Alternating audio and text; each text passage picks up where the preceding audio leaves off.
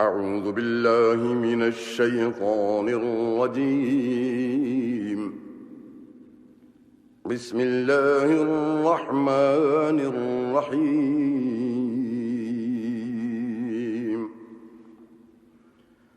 والمحصنات من النساء إلا ما ملكت أيمانكم كتاب الله عليكم، وأحل لكم ما وراء ذلكم أن تبتغوا بأموالكم محصنين غير مسافحين، فما استمتعتم به منهن فآتوهن أجورهن فريضة، ولا جناح عليكم فيما تراضيتم به من بعد الفريضة، إن الله كان عليما حكيما. ومن لم يستطع منكم طولا أن ينكح المحصنات المؤمنات فمما ملكت أيمانكم من فتياتكم المؤمنات، والله أعلم بإيمانكم، بعضكم من بعض، فانكحوهن بإذن أهلهن وآتوهن أجورهن بالمعروف محصنات غير مسافحات ولا متخذات أخدان، فإذا أحصن فإن أتين بفاحشة فعليهن نصف ما على المحصنات من العذاب، ذلك لمن خشي العنة منكم، وأن تصبروا خير لكم، والله غفور رحيم. يريد الله ليبين لكم ويهديكم سنن الذين من قبلكم ويتوب عليكم، والله عليم حكيم. والله يريد أن يتوب عليكم ويريد الذين يتبعون الشهوات أن تميلوا ميلا عظيما. يريد الله أن يخفف عنكم وخلق الإنسان ضعيفا. يا أيها الذين آمنوا لا تأكلوا أموالكم بينكم بالباطل إلا أن تكون تجارة عن تراض منكم، ولا تقتلوا أنفسكم، إن الله كان بكم رحيما. ومن يفعل ذلك عدوانا وظلما فسوف نصليه نارا، وكان ذلك على الله يسيرا. إن تجتنبوا كبائر ما تنهون عنه نكفر عنكم سيئاتكم وندخلكم مدخلا كريما.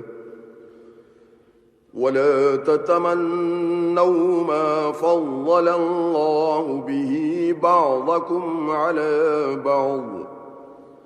للرجال نصيب مما اكتسبوا وللنساء نصيب مما اكتسبن واسألوا الله من فضله إن الله كان بكل شيء عليما ولكل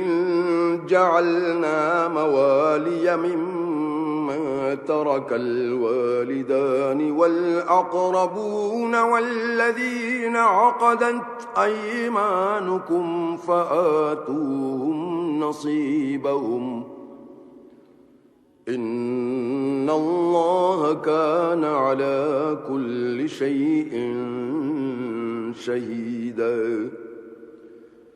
الرجال قوامون على النساء بما فضل الله بعضهم على بعض وبما أنفقوا من أموالهم فالصالحات قانتات حافظات للغيب بما حفظ الله واللاتي تخافون نشوزهن فعظوهن واهجروهن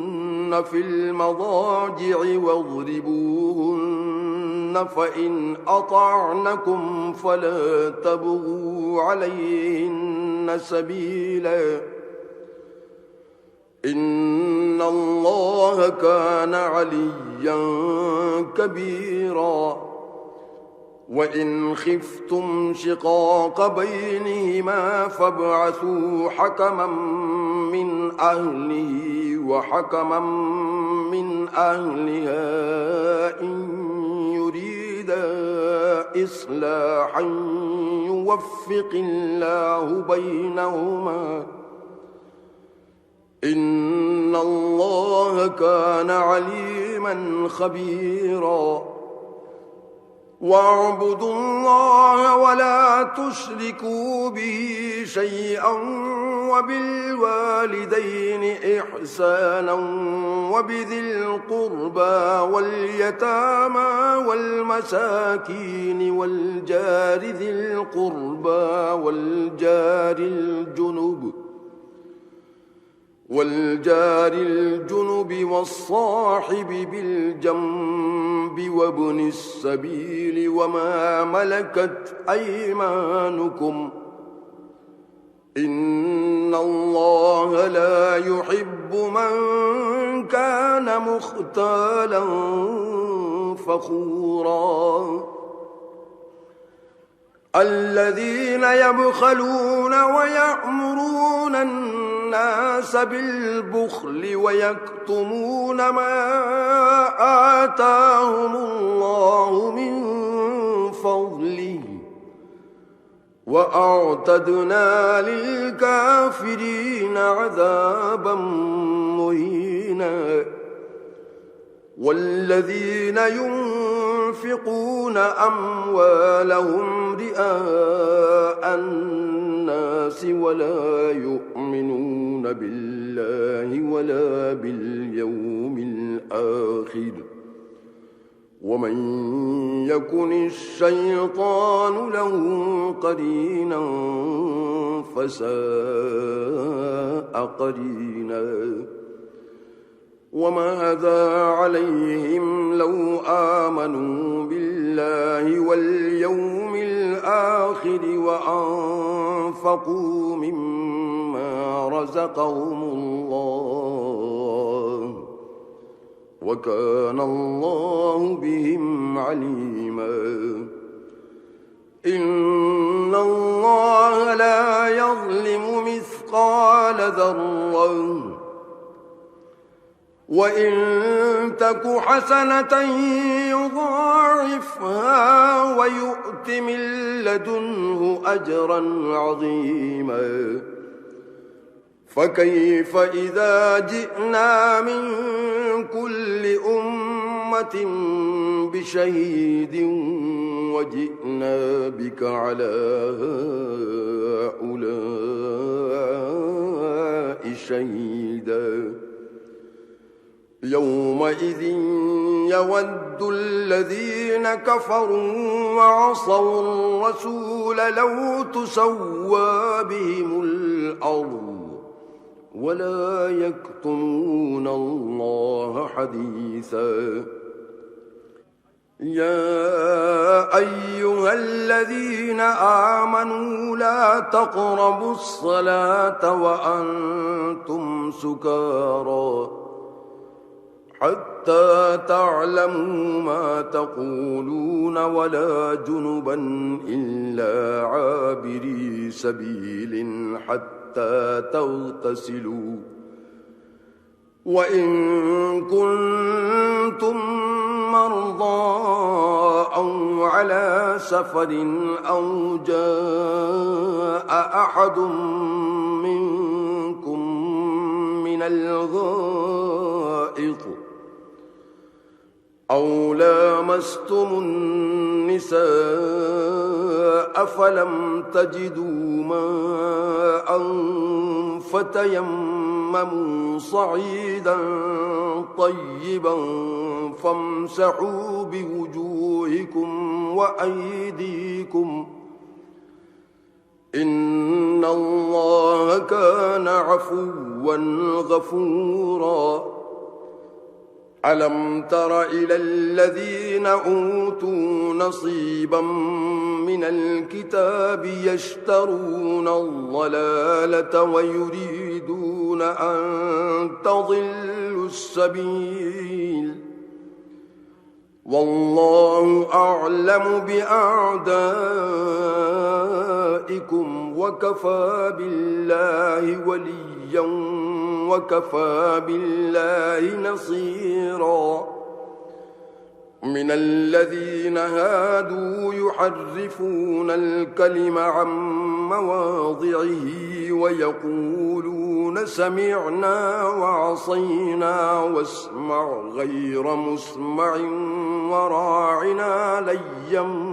بألسنتهم ويقولون سمعنا وعصينا واسمع غير مسمع وراعنا ليا بألسنتهم وطعنا في الدين ولو أنهم قالوا سمعنا وأطعنا واسمع وانظرنا لكان خيرا لهم وأقوم ولكن لعنهم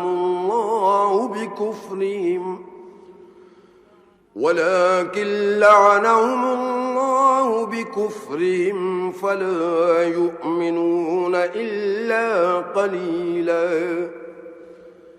يا أيها الذين أوتوا الكتاب آمنوا بما نزلنا مصدقا لما معكم من قبل أن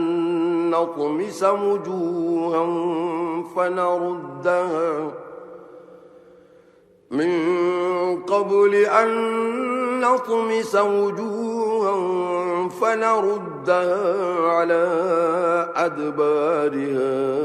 أو نلعنهم كما لعنا أصحاب السبت وكان أمر الله مفعولا إن الله لا يغفر أن يشرك به ويغفر ما دون ذلك لمن يشاء ومن يشرك بالله فقد افترى إثما عظيما ألم تر إلى الذين يزكون أنفسهم بل الله يزكي يزكي من يشاء ولا يظلمون فتيلا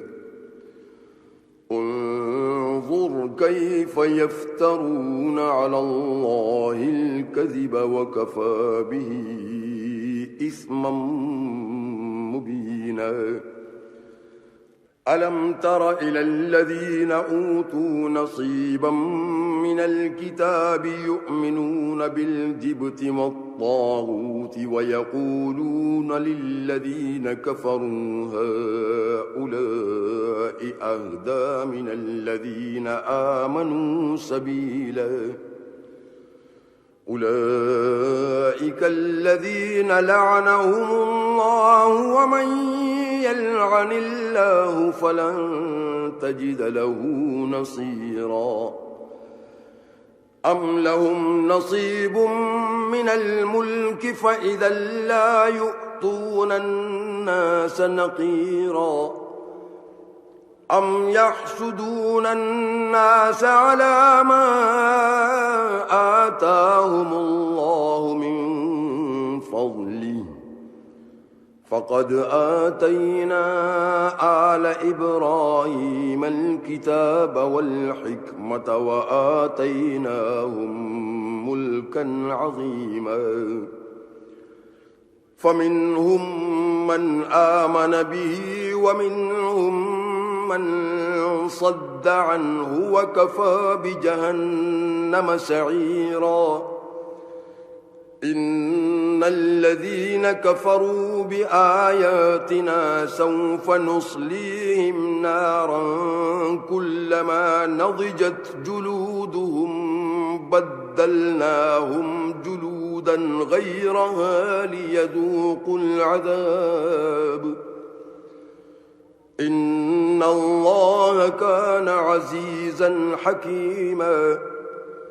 والذين آمنوا وعملوا الصالحات سندخلهم جنات تجري من تحتها الأنهار خالدين فيها أبدا لهم فيها أزواج مطهرة وندخلهم ظلا ظليلا إن الله يأمركم أن تؤدوا الأمانات إلى أهلها وإذا حكمتم بين الناس أن تحكموا بالعدل إن الله نعم ما يعظكم به إن الله كان سميعا بصيرا يا أيها الذين آمنوا أطيعوا الله وأطيعوا الرسول وأولي الأمر منكم فإن تنازعتم في شيء فردوه إلى الله والرسول إن كنتم تؤمنون بالله واليوم الآخر ذلك خير وأحسن تأويلا ألم تر إلى الذين يزعمون أنهم آمنوا بما أنزل إليك وما أنزل من قبلك يريدون أن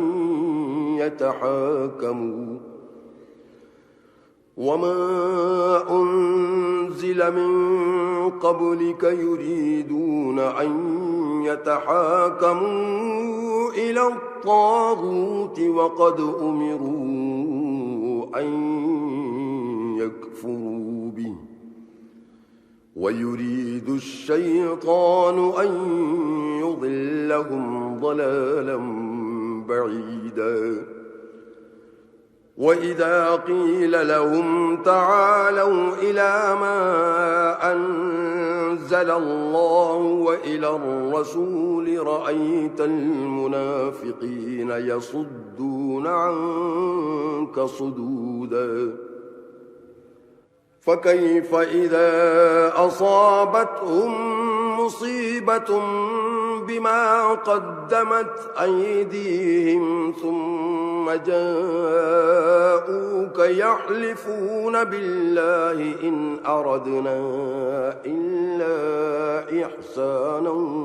وتوفيقا أولئك الذين يعلم الله ما في قلوبهم فأعرض عنهم وعظهم وقل لهم في أنفسهم قولا بليغا وما أرسلنا من رسول إلا ليطاع بإذن الله ولو أنهم إذ ظلموا أنفسهم جاءوك فاستغفروا الله واستغفر لهم الرسول لوجدوا الله توابا رحيما فلا وربك لا يؤمنون حتى يحكموك فيما شجر بينهم ثم لا يجدوا في أنفسهم حرجا مما قضيت ويسلموا تسليما ولو أنا كتبنا عليهم أن اقتلوا أنفسكم أو اخرجوا من دياركم ما فعلوه إلا قليل منهم ولو أنهم فعلوا ما يوعظون به لكان خيرا لهم وأشد تثبيتا وإذا لآتيناهم من لدنا أجرا عظيما ولهديناهم صراطا مستقيما ومن يطع الله والرسول فأولئك مع الذين أنعم الله عليهم من النبيين والصديقين والشهداء والصالحين وحسن أولئك رفيقا ذلك الفضل من الله وكفى بالله عليما يا أيها الذين آمنوا خذوا حذركم فانفروا ثبات أو انفروا جميعا وإن منكم لمن ليبطئن فإن أصابتكم مصيبة قال قد أنعم الله علي إذ لم أكن معهم شهيدا ولئن أصابكم فضل من الله ليقولن كأن لم تكن بينكم وبينه مودة يا ليتني كنت معهم فأفوز فوزا عظيما فليقاتل في سبيل الله الذين يشرون الحياة الدنيا بالآخرة ومن يقاتل في سبيل الله فيقتل أو يغلب فسوف نؤتيه أجرا عظيما وما لكم لا تقاتلون في سبيل الله والمسلمين المستضعفين من الرجال والنساء والولدان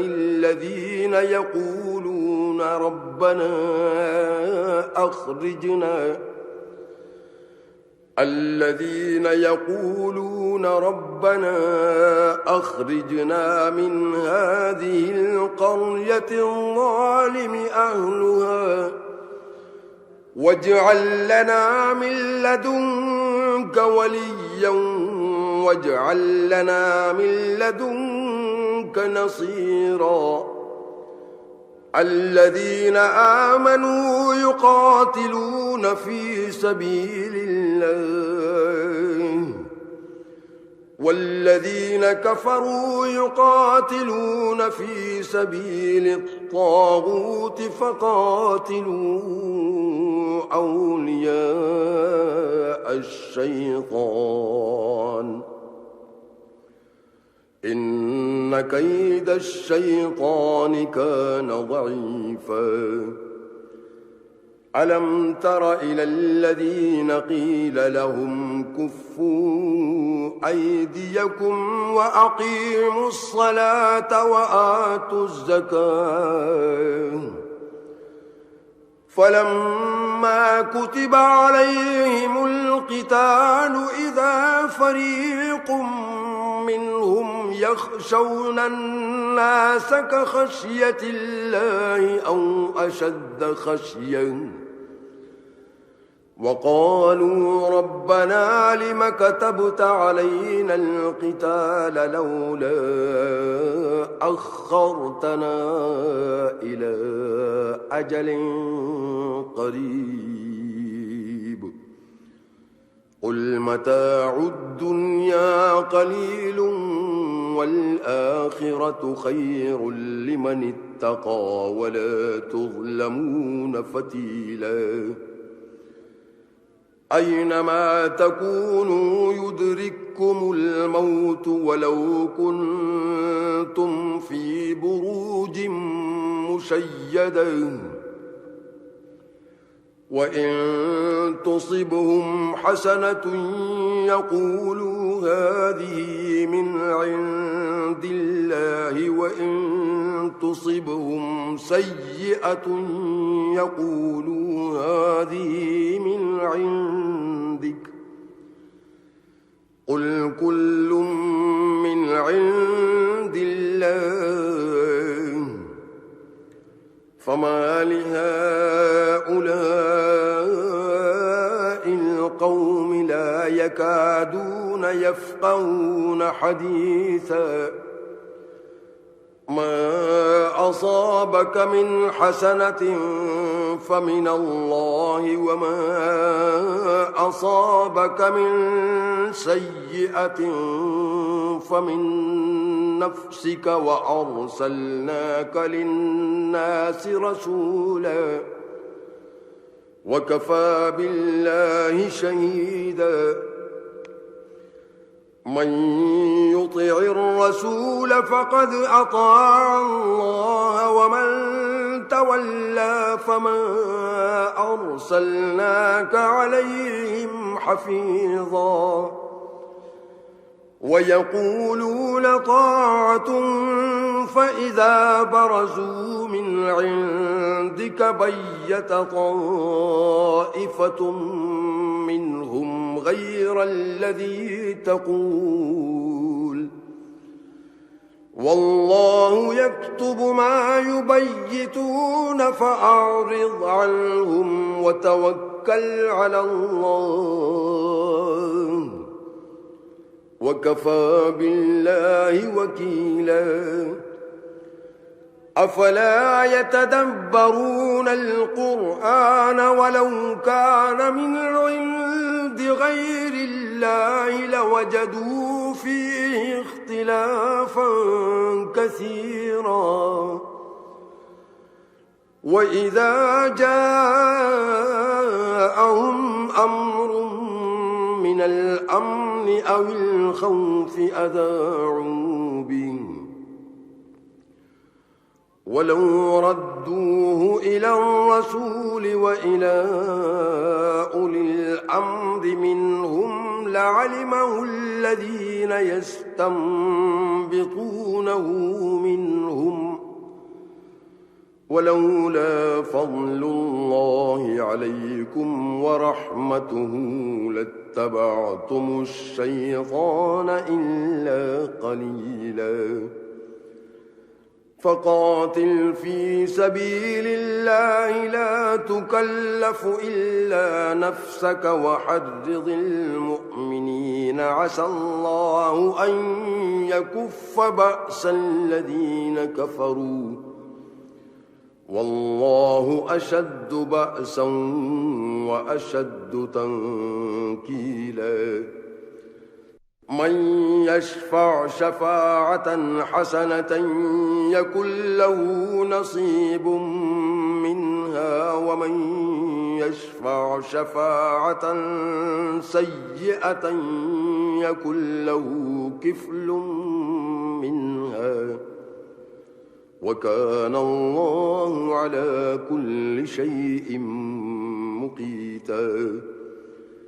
وإذا حييتم بتحية فحيوا بأحسن منها أو ردوها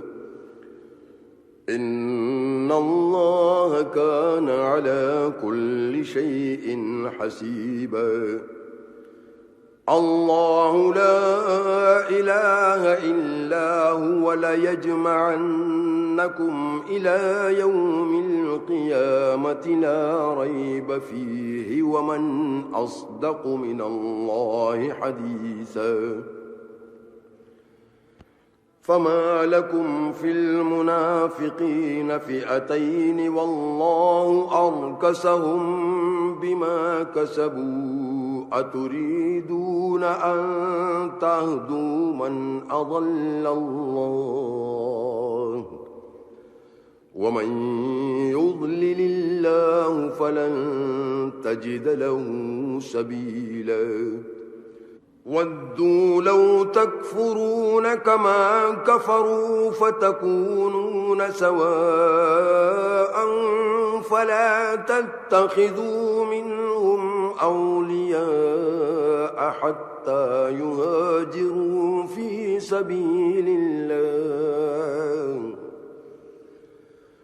فإن تولوا فخذوهم واقتلوهم حيث وجدتموهم ولا تتخذوا منهم وليا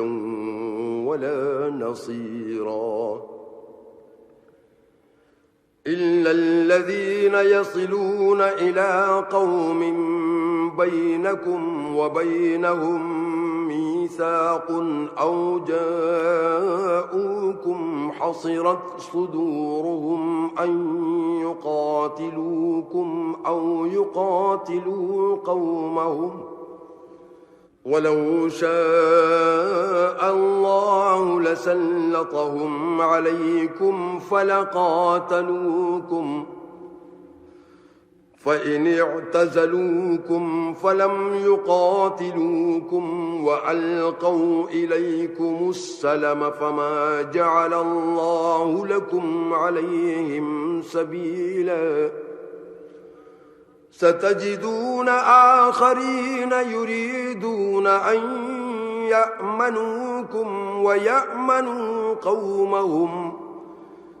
كلما ردوا إلى الفتنة أركسوا فيها فإن لم يعتزلوكم ويلقوا إليكم السلم ويكفوا أيديهم فخذوهم واقتلوهم حيث ثقفتموهم وأولئكم جعلنا لكم عليهم سلطانا مبينا وما كان لمؤمن أن يقتل مؤمنا إلا خطأ ومن قتل مؤمنا خطأ فتحرير رقبة مؤمنة ودية مسلمة إلى أهله إلا أن يصدقوا، فإن كان من قوم عدو لكم وهو مؤمن فتحرير رقبة مؤمنة، وإن كان من قوم بينكم وبينهم ميثاق فدية مسلمة إلى أهله وتحرير رقبة مؤمنة، فمن لم يجد فصيام شهرين متتابعين توبة من الله، وكان الله عليما حكيما. ومن يقتل مؤمنا متعمدا فجزاؤه جهنم خالدا فيها وغضب الله عليه ولعنه وأعد له عذابا عظيما. يا أيها الذين آمنوا إذا ضربتم في سبيل الله فتبينوا ولا تقولوا لمن ألقى إليكم السلام لست مؤمنا تبتغون عرض الحياة الدنيا فعند الله مغانم كثيرة كذلك كنتم من قبل فمن الله عليكم فتبينوا إن الله كان بما تعملون خبيرا. لا يستوي القاعدون من المؤمنين غير أولي الضرر والمجاهدون في سبيل الله بأموالهم وأنفسهم، فضل الله المجاهدين بأموالهم وأنفسهم على القاعدين درجة وكلا وعد الله الحسنى،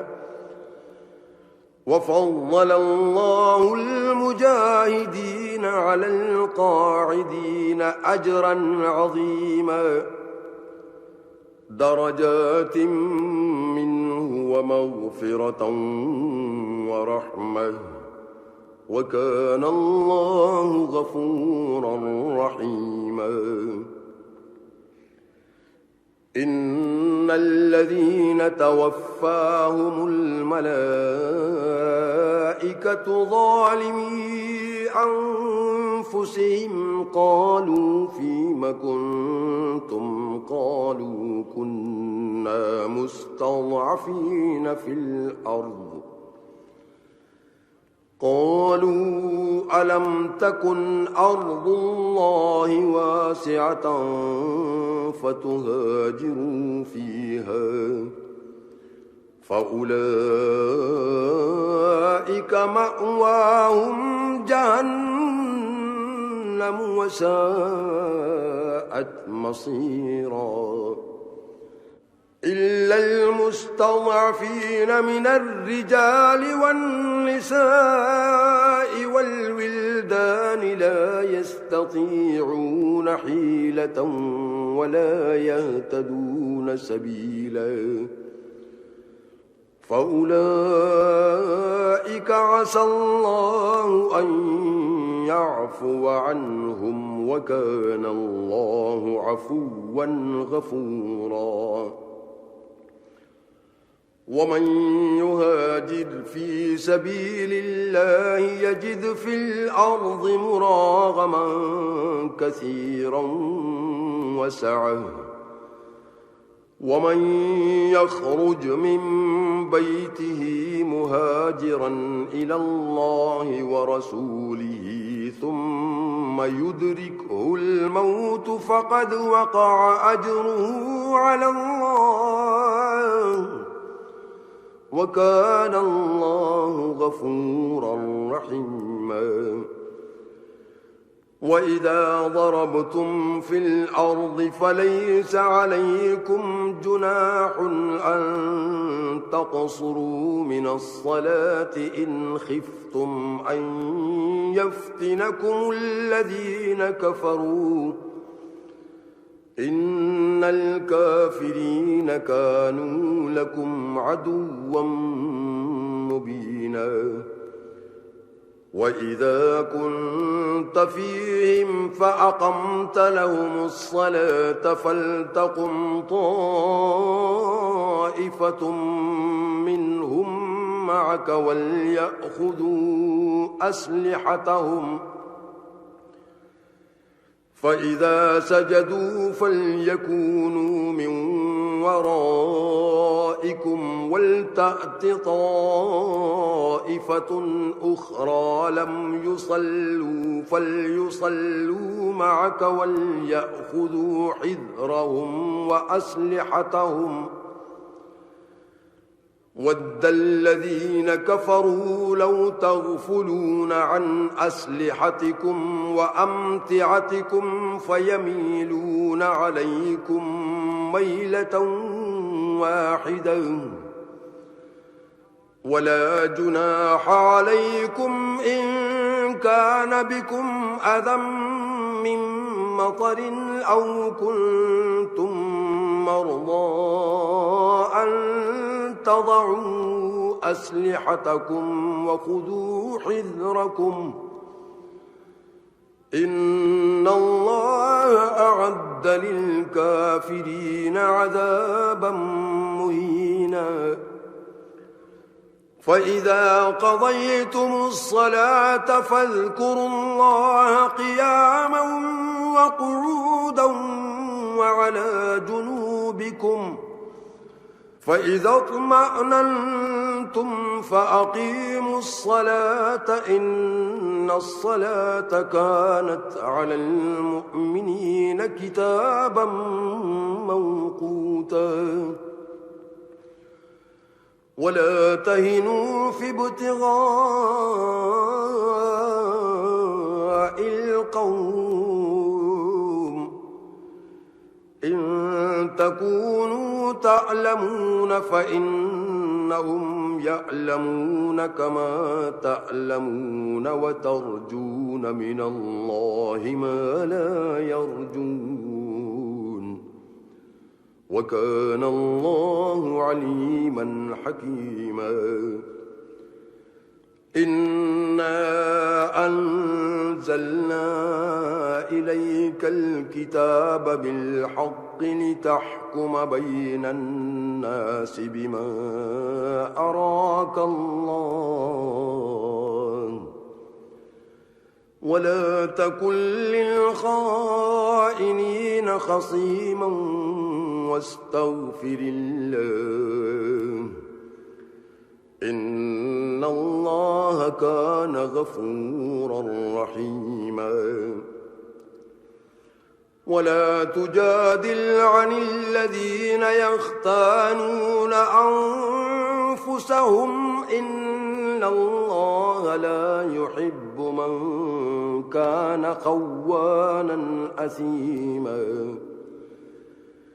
يستخفون من الناس ولا يستخفون من الله وهو معهم إذ يبيتون ما لا يرضى من القول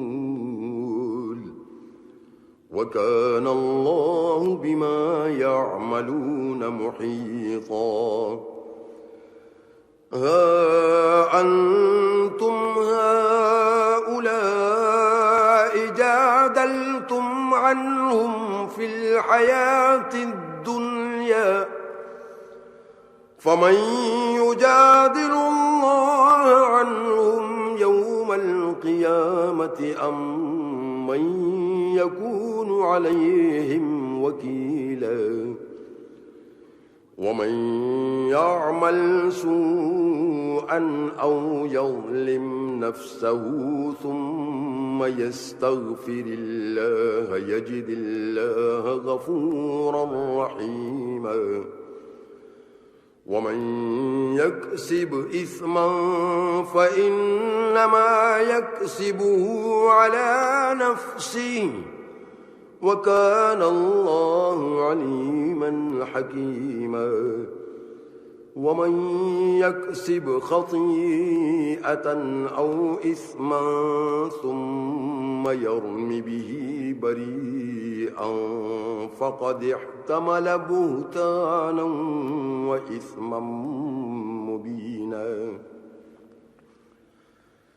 ولولا فضل الله عليك ورحمته لهم طائفة منهم أن يضلوك وما يضلون إلا أنفسهم وما يضرونك من شيء وأنزل الله عليك الكتاب والحكمة وعلمك ما لم تكن تعلم وكان فضل الله عليك عظيما لا خير في كثير من نجواهم إلا من أمر بصدقة أو معروف أو إصلاح بين الناس ومن يفعل ذلك ابتغاء مرضات الله فسوف نؤتيه أجرا عظيما ومن يشاقق الرسول من بعد ما تبين له الهدى ويتبع غير سبيل المؤمنين نوله ما تولى ونصليه جهنم وساءت مصيرا إن الله لا يغفر أن يشرك به ويغفر ما دون ذلك لمن يشاء ومن يشرك بالله فقد ضل ضلالا بعيدا إن يدعون من دونه إلا إناثا وإن يدعون إلا شيطانا مريدا لعنه الله وقال لأتخذن من عبادك نصيبا مفروضا ولأضلنهم ولأمنينهم ولآمرنهم فليبتكن آذان الأنعام ولآمرنهم فليغيرن خلق الله ومن يتخذ الشيطان وليا من دون الله فقد خسر خسرانا مبينا يعدهم ويمنيهم وما يعدهم الشيطان إلا غرورا أولئك مأواهم جهنم ولا يجدون عنها محيصا والذين آمنوا وعملوا الصالحات سندخلهم جنات جنات تجري من تحتها الأنهار خالدين فيها أبدا وعد الله حقا ومن أصدق من الله قيلا ليس بأمانيكم ولا أماني أهل الكتاب من يعمل سوءا يجز به ولا يجد له من دون الله وليا ولا نصيرا ومن يعمل من الصالحات من ذكر أو أنثى وهو مؤمن فأولئك يدخلون الجنة ولا يظلمون نقيرا ومن أحسن دينا ممن أسلم وجهه لله وهو محسن واتبع ملة إبراهيم حنيفا واتخذ الله إبراهيم خليلا ولله ما في السماوات وما في الأرض وكان الله بكل شيء محيطا ويستفتونك في النساء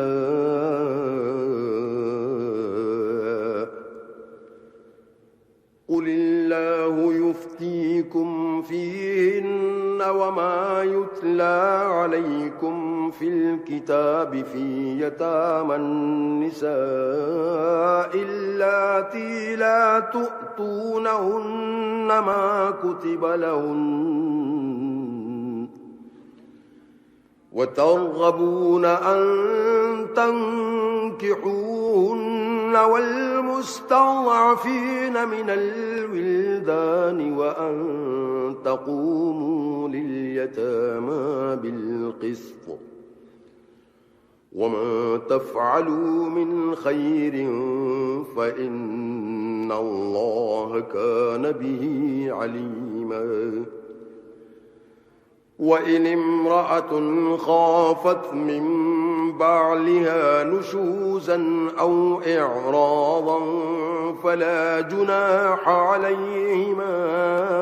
أن يصلحا بينهما صلحا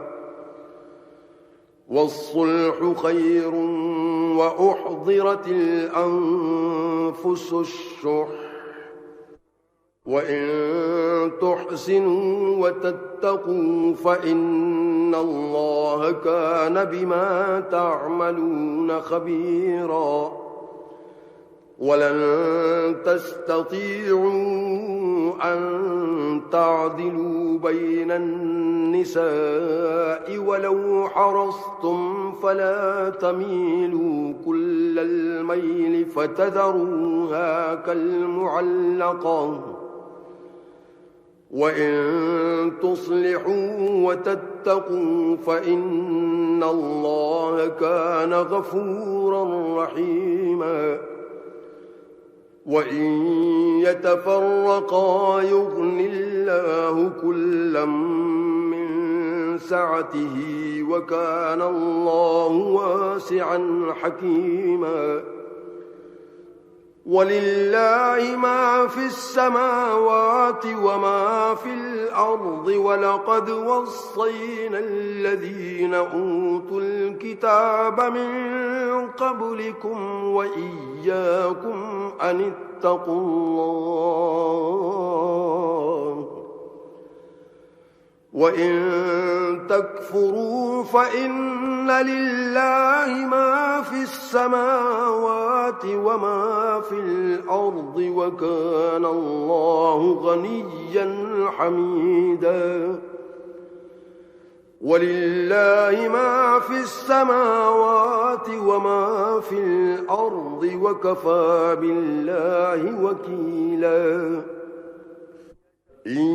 يشأ يذهبكم أيها الناس ويأت بآخرين وكان الله على ذلك قديرا من كان يريد ثواب الدنيا فعند الله ثواب الدنيا والآخرة وكان الله سميعا بصيرا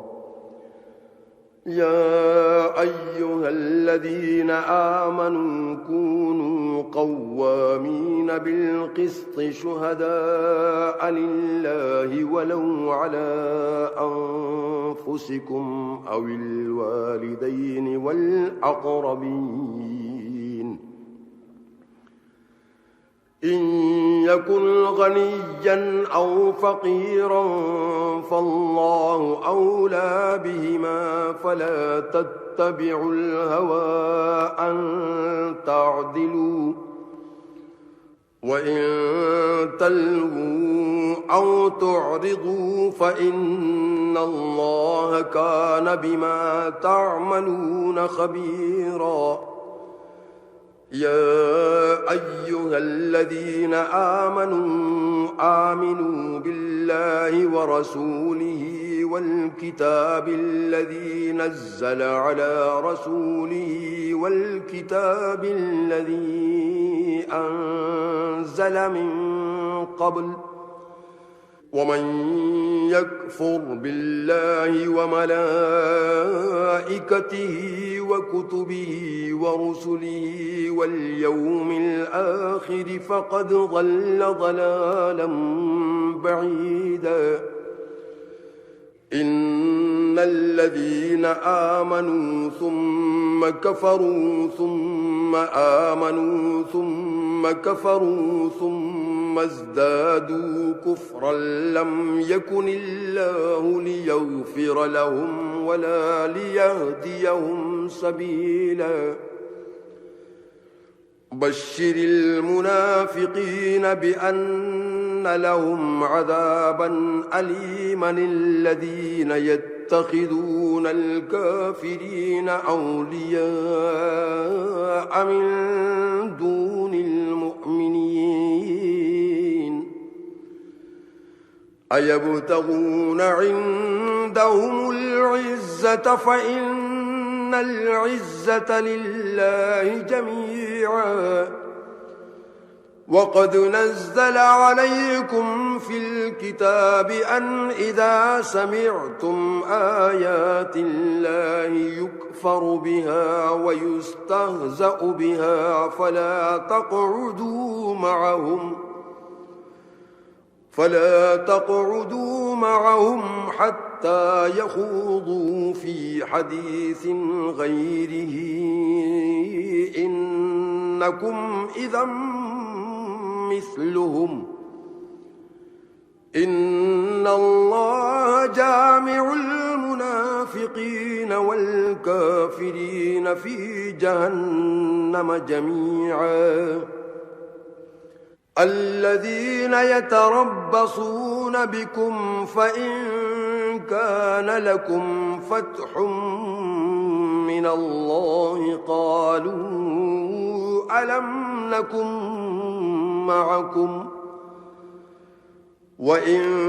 كان للكافرين نصيب قالوا ألم نستحوذ عليكم ونمنعكم من المؤمنين فالله يحكم بينكم يوم القيامة ولن يجعل الله للكافرين على المؤمنين سبيلا إن المنافقين يخادعون الله وهو خادعهم وإذا قاموا إلى الصلاة قاموا كسالى يراءون الناس ولا يذكرون الله إلا قليلا مذبذبين بين ذلك لا إله هؤلاء ولا إله هؤلاء ومن يضلل الله فلن تجد له سبيلا يا أيها الذين آمنوا لا تتخذوا الكافرين أولياء من دون المؤمنين أتريدون أن تجعلوا لله عليكم سلطانا مبينا إن المنافقين في الدرك الأسفل من النار ولن تجد لهم نصيرا إلا الذين تابوا وأصلحوا واعتصموا بالله وأخلصوا دينهم لله فأولئك مع المؤمنين وسوف يؤتي الله المؤمنين أجرا عظيما ما يفعل الله بعذابكم إن شكرتم وآمنتم وكان الله شاكرا عليما